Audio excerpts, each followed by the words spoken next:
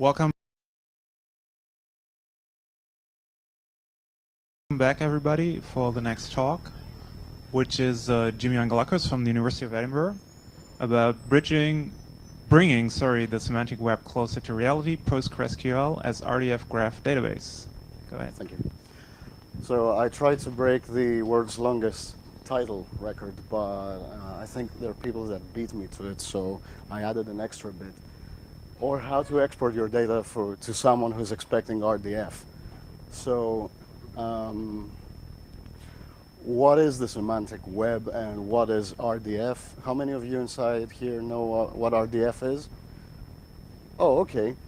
That's great, because everyone at the graph dev room knew what RDF was. So it's a way to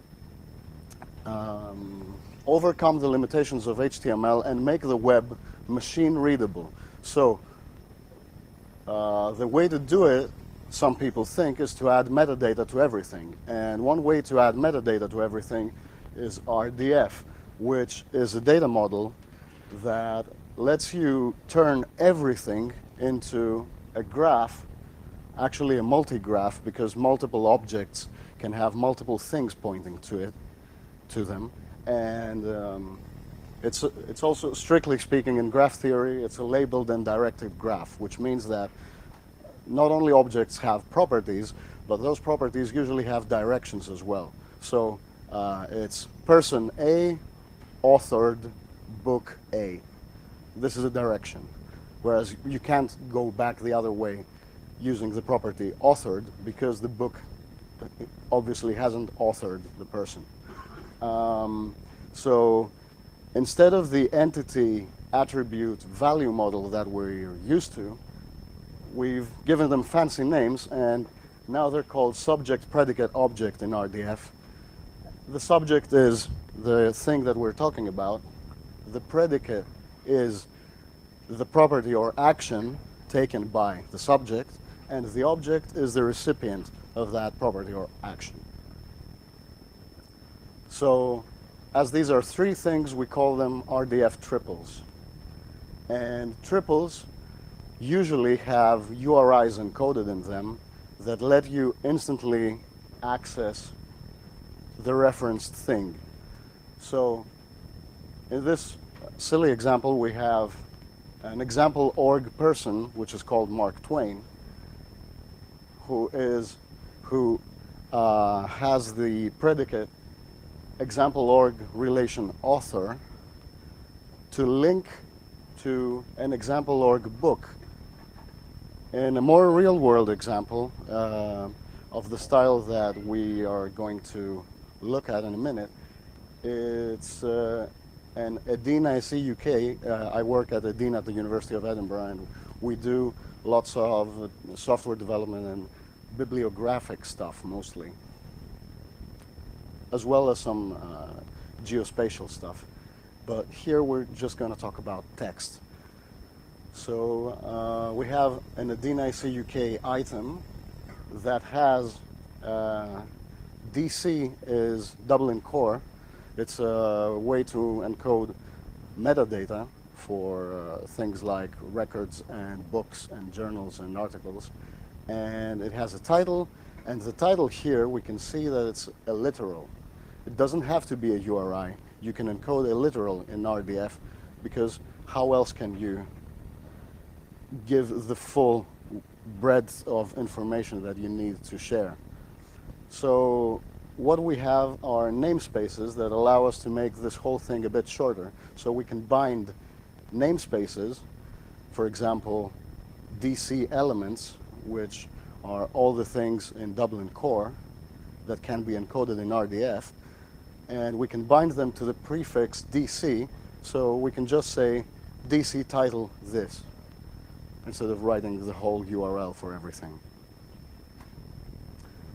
Now, to store our triples, we need triple stores. And triple stores are what offer persistence to our graph. So it's a way, basically, to put it on disk and index it and query it. So for this purpose, we went down a route that not many people use. we used RDFlib, which is a library in Python, and we used an extension which is called RDFlib SQL Alchemy. Unfortunately, there used to be an extension that connected RDFlib directly to Postgres, but it's now been abandoned, and the author says, please use SQL Alchemy instead. So it's pretty clear by now that we decided to use Postgres to store all these triples. And how can you do that? Because Postgres is a relational database. How can you turn it into a graph? And we're going to let RDFlib do this for us. Also, RDFlib supports querying of this database once you create it via the query language, which is called Sparkle. Now, Sparkle isn't very pretty to look at, but once you get your head around the strange syntax, which should appear strange to everyone in here who knows SQL, once you get past that, it's actually as functional as SQL. Now, the bad thing is that there aren't many Sparkle databases that perform well, but we're going to look into that in a minute. So let's look at the original data that we had that we wanted to encode into triples.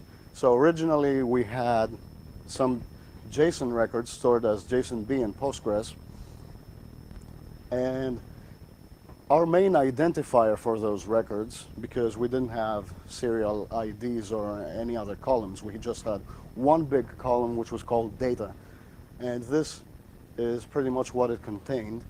Our identifier is the DOI, which is the digital object identifier, and it's a pretty much standard way for academics to, and other people, to identify digital objects, whether those objects are a file or an article or a book or a data set.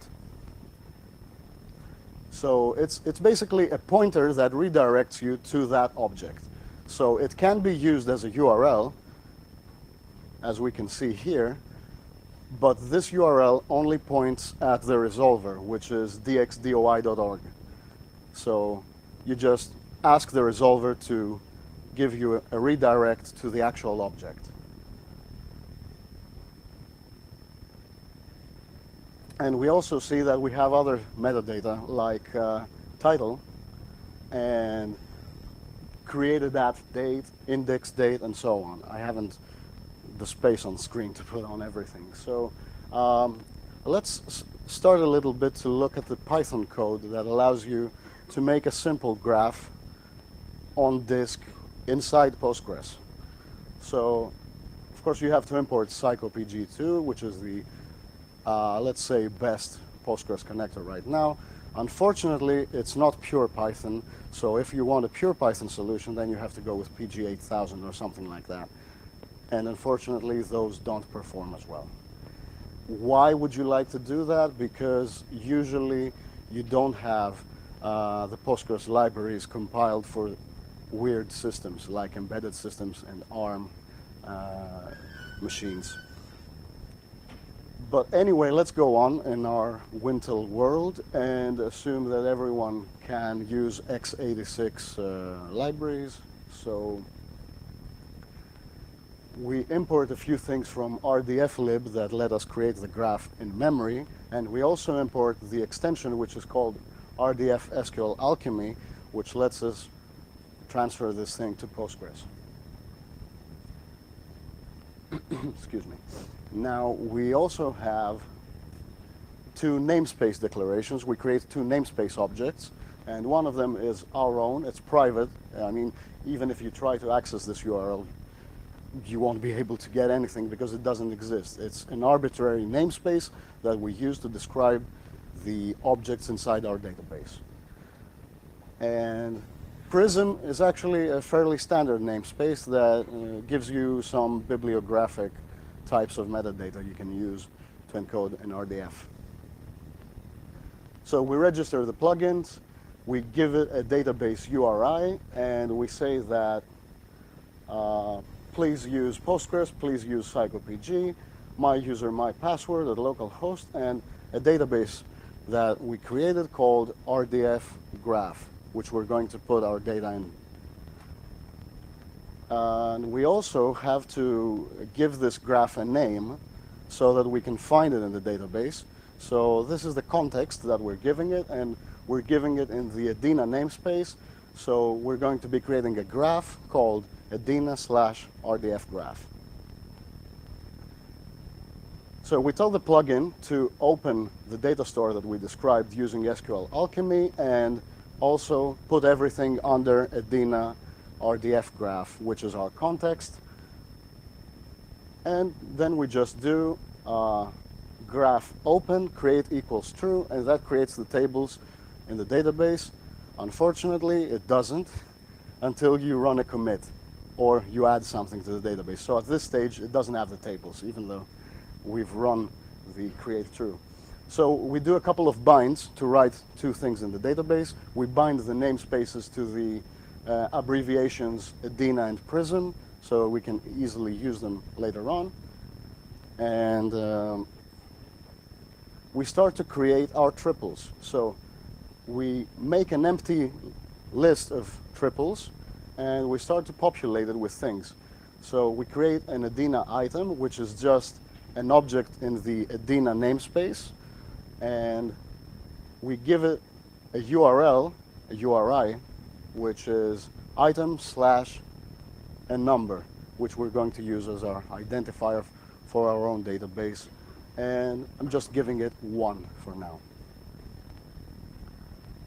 So we create a triple, and we actually create this as a Python tuple. So we give it an item that we have created. The predicate is the type, so it has an RDF type of Adena item. We're actually telling the object what it is.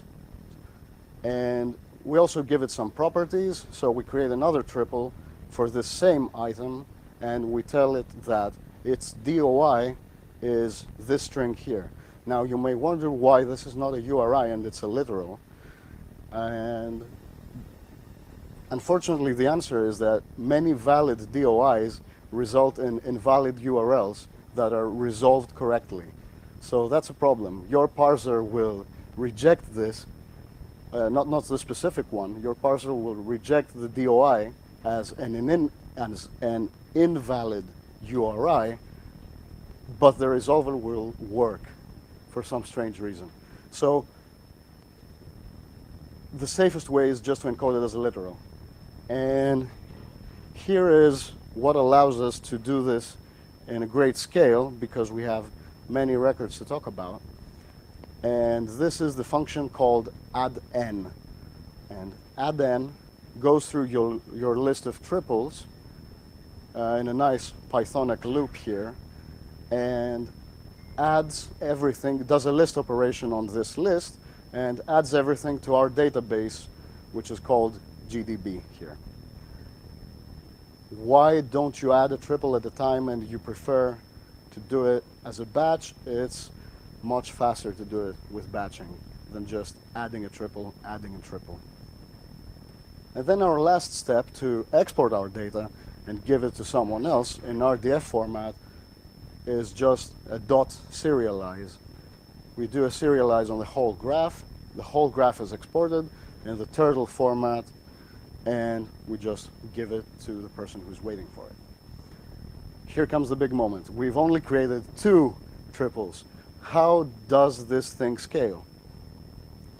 And what is big data? Big data is when you have lots of data. I mean, there's nothing to it. It's just taking the same principles that you applied to your 10 or 10,000 records and make it scale to 10 billion records.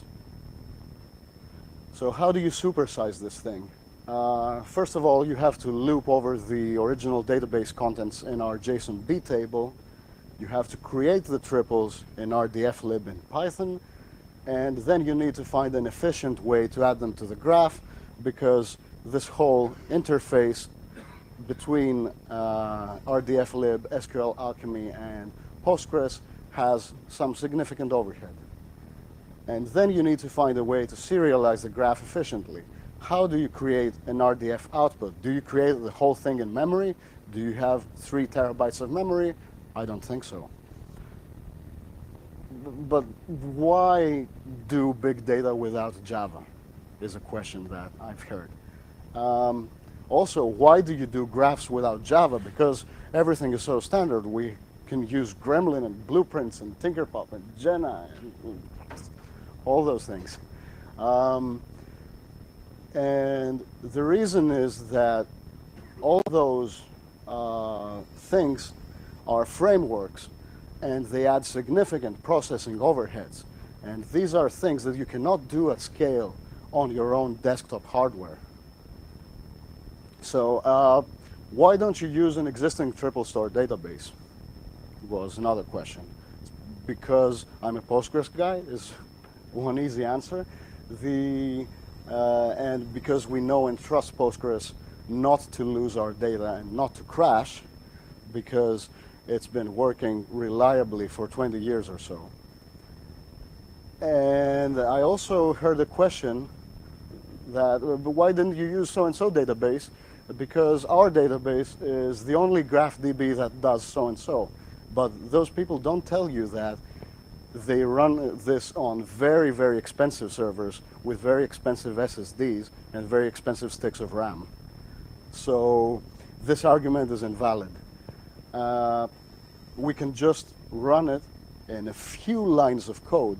This whole project was less than maybe 200 lines of code. 200 lines of code is looping through a graph in Java without doing any of the other things that we're going to do. And we also have to take in mind that this is an optimized method.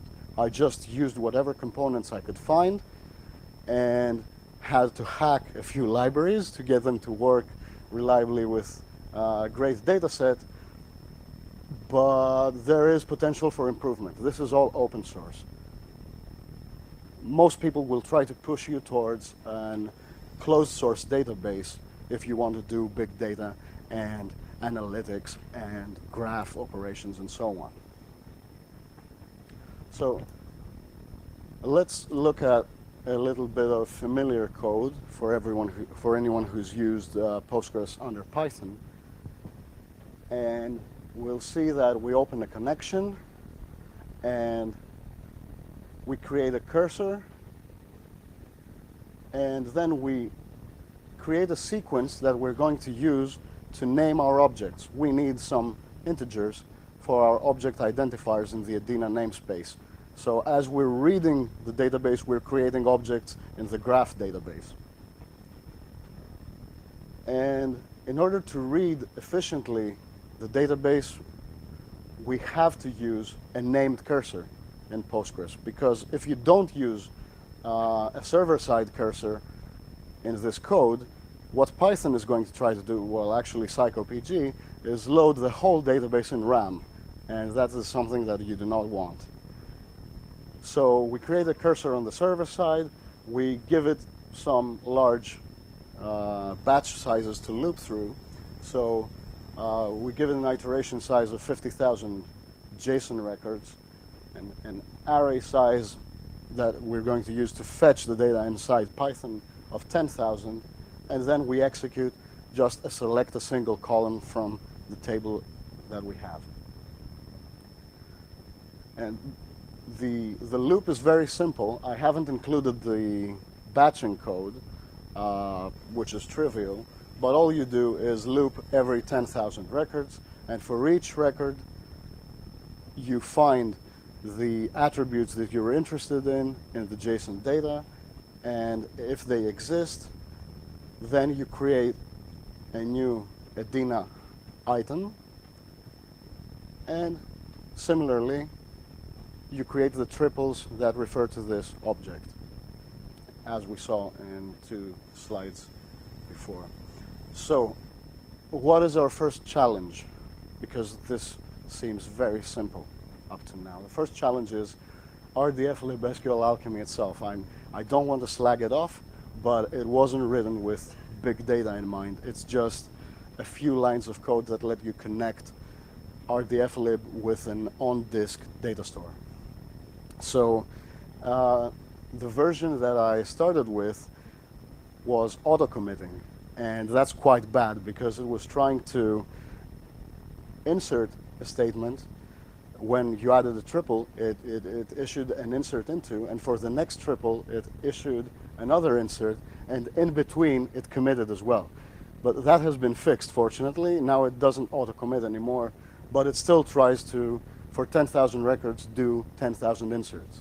So I changed the code a little bit, and now it does this thing, which we all know and love from Postgres: insert into table, values so and so and so.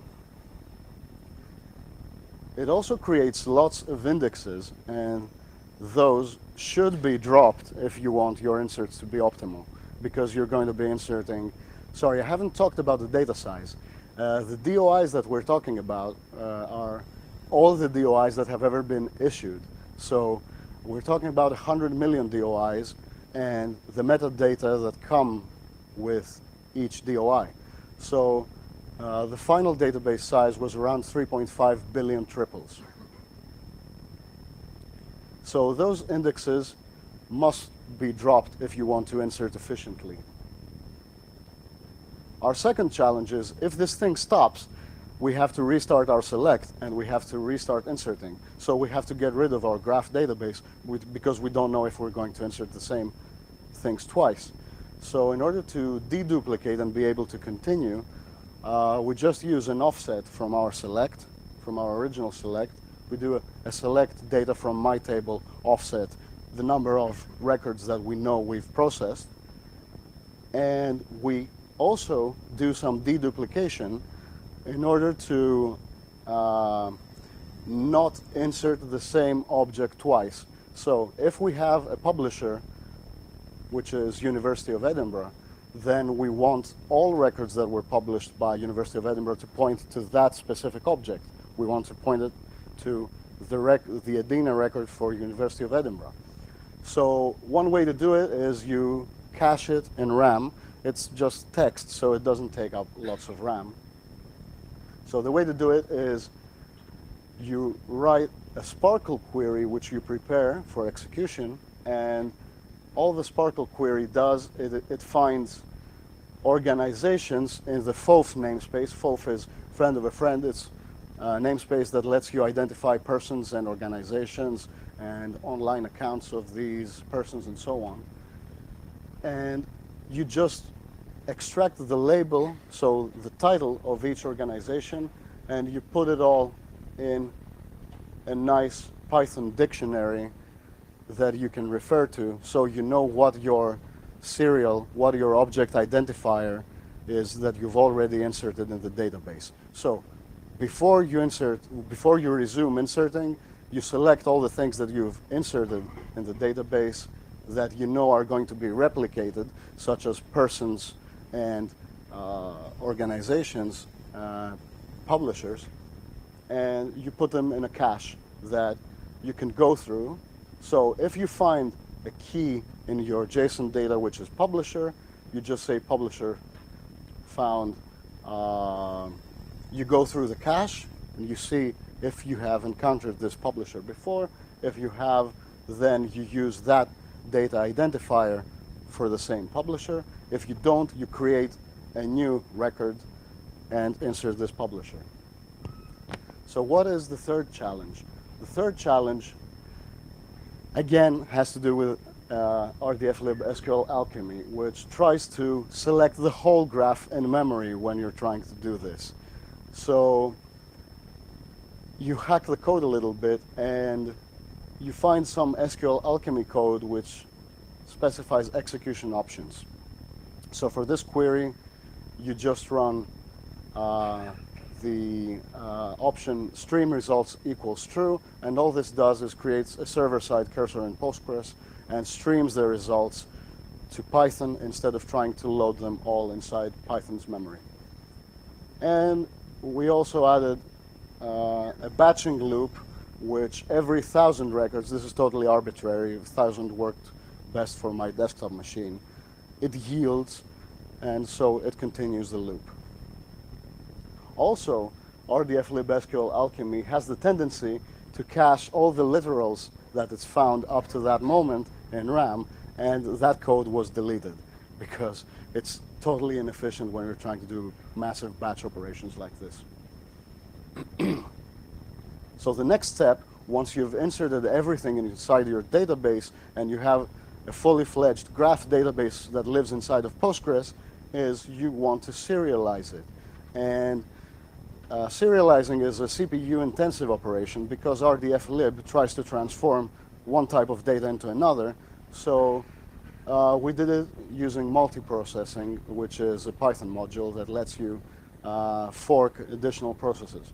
So we create a few processes that are the workers. We have a writer process that takes ownership of standard output so that we can write directly to standard output and pipe it into other things. And we create queues that we send batches of data to so we can process them in small forked processes that don't have a large memory footprint. So we send 100 records at a time to the worker process. It finishes, then dies, because Python is not good at freeing up your memory. So we actually kill the process, we spawn a new one, and generally it's much better to deal with the context switching of all of this thing than having Python processes balloon and never give their memory back. So all you do is you run the Python script that serializes the data, and you pass it through split. You give it some numeric identifiers for the output files, and you split the files every 4 gigabytes just so you don't have any huge files to load later on. And those RDF files will be in N-triples format, because N-triples is better than Turtle, which we used in the initial example, because Turtle actually tries to condense all your data for a specific object inside of that, underneath that object, and it also tries to sort everything. So there is no efficient way to serialize in Turtle because the whole database has to fit in memory to do that. So we just output in the simplest possible format, which is N-triples. And we also compress it on the fly. This caused an unexpected problem that we'll go into, but it generally worked fine. I mean, it seemed to utilize most of our CPUs with little overhead, and this is just a desktop machine. It had 16 gigs of RAM, and the memory footprint was 400 megabytes. So you can do it on pretty much anything. So here's our fifth challenge, is the serialization. We were creating N-triples at a rate with all our 4 CPUs that could not be written to disk fast enough. So it was, in essence, an undetected memory leak. The process kept getting bigger and bigger, but it was actually not fast enough. The disk was not fast enough to absorb all of those triples. So we fixed that by using gzip, which is much lighter than bzip2. And we also, CPU-wise, and we also changed the code to empty those queues of batches and wait for the standard output to flush before we continue with the next batch. So that slowed things down about 5%, but when you're outputting that much data, it doesn't matter. I mean, 5% is acceptable. So this is what the Postgres tables look like when you've filled the database. So SQL Alchemy creates those ugly names and puts all of your records inside tables. So literal statements go into this table, and URIs go into this table, namespace binds go into this table. So you can imagine that we have tables that have billions of records in them. And Postgres handled them like a champ. I mean, no problems at all. The only problem is that the indexes created for those things were B3 indexes, which were very large. So let's look at one record now, and a record has our table ID. It has a subject, which is our a DINA object, a predicate that says this object was associated with this agent, which is a person. So this is all it needs. You don't need complicated objects in Java. You don't need messy serializations from and to binary. We're just using text here. More problems.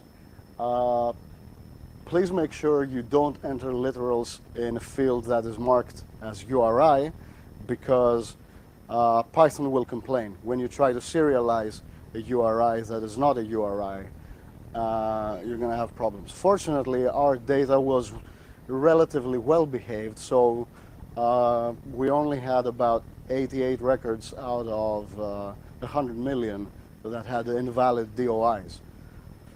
Unfortunately, you can't convince those people to change their resolvers, because they do tend to resolve those invalid URIs.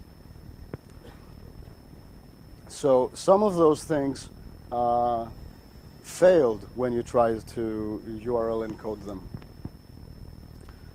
So you're always going to have a few bad apples. Also, we mentioned the indexing issue. Your indexes for a data set of this size are going to be huge. So we need to find a way to change this RDF-lib SQL Alchemy code to better utilize full-text search-related indexes like GIN, because B-tree doesn't really scale for this sort of thing when you're trying to search for particular strings or expressions. Also, one other problem we faced was that we had some content fields which contained base 64 encoded bytes, and some of them were bigger than 10 megabytes. RDF-lib does not handle this well. It tries to convert everything into text and copies it multiple times, so you end up with a memory footprint for a 10 megabyte file. You end up with a memory footprint of, a 10 megabyte record. Your memory footprint goes to maybe 2 or 3 gigabytes. So it doesn't really scale. Please make sure you don't have unnecessarily long records, or if you do, link them from outside the graph database. You also need to drop the indexes before you create, which makes things more complicated if you have to restart. Because in order to select all your publishers and persons, you have to have an index, because your operation will never finish if you don't. So you need to recreate the indexes and spend a couple of hours waiting. So pgdump is your friend. When all the indexes have been created, just do a pgdump, which gives you all the drop and create statements, so you can do it at will. And please make sure you have enough maintenance work memory, because if you try to create 100 gigabyte index with 64 megabytes of maintenance work memory, that will not go well. So this is what pgdump gives you, and it's just a huge number of indexes and primary keys that are created. So you don't need all of them, but find out which ones you need in order to do your selects if you want to restart. Thank you very much.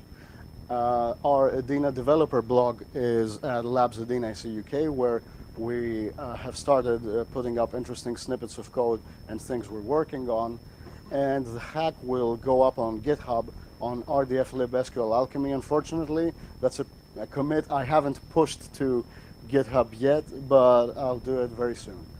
So some people have also asked me for this huge data set to play with. I'll check out what we can share from the university, and I'll be sure to share what I can with you. So thank you very much.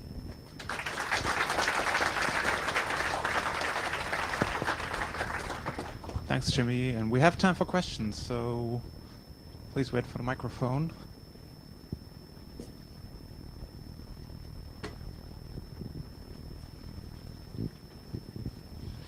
Yeah, so what kind of schema do you use in Postgres to store these triples underneath all these layers of RDF? this thing here. I didn't choose it. It's what RDF SQL Alchemy tries to create. So all it does is it creates very simple tables with subject, predicate, object, and so on, and fills those tables with all our triples. So it's only 5 tables, and 2 of them are the really large ones. One that contains the URIs and one that contains the strings. Okay, so just the triples themselves, basically, directly. And does SparkQL, I don't really know it very well, but I think it would just support recursive queries, or what would in SQL be recursive queries. Does it? And if so, is such a query mapped to the database, or does the software need to load everything in memory to I didn't try to do very advanced Sparkle queries, but I'm sure that RDF supports the full Sparkle query set. So these tend to work as fast as your SQL query would work inside Postgres. So we can use this. That's another good example, is we can use it to serve an API directly from our Postgres that serves Sparkle queries with the performance that we expect from Postgres, and not some Java thing which will have a huge memory footprint and need tens or hundreds of servers to reply. Do you know if Sparkle is as expressive as SQL or more expressive? It doesn't have all the features that we're used to in advanced SQL, but you can do many things, and you can also do multi-dimensional queries, which you can. Yeah, but I meant the other way around. Can any Sparkle query be translated to an SQL query? No, not directly. Okay.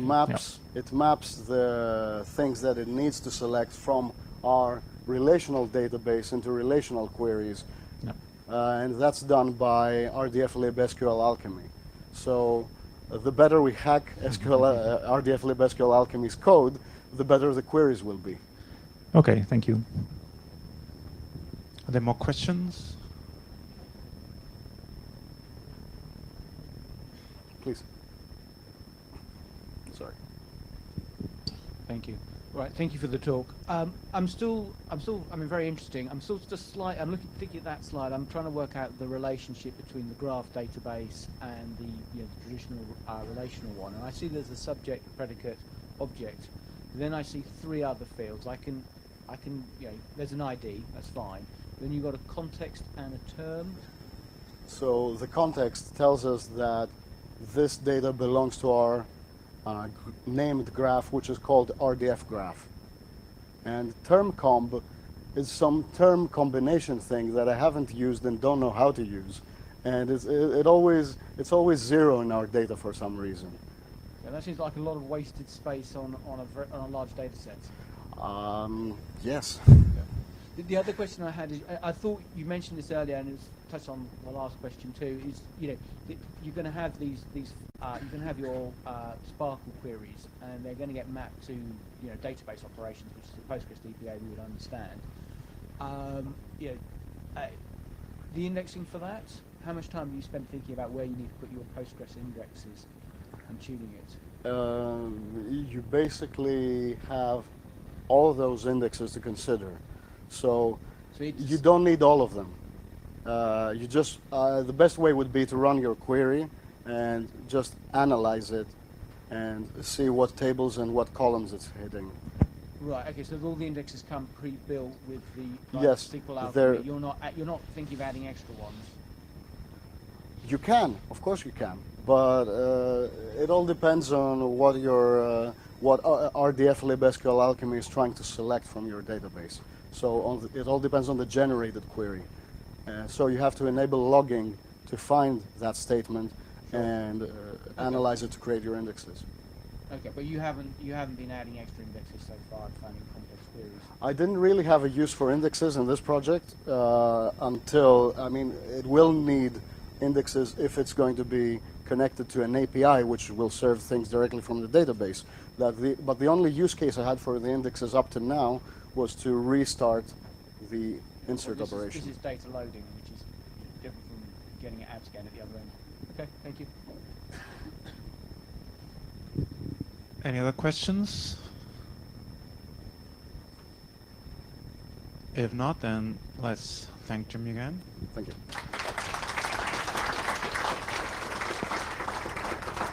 The next talk will be about the evolution of fault tolerance in Postgres at 3 o'clock. So they have a 20-minute break.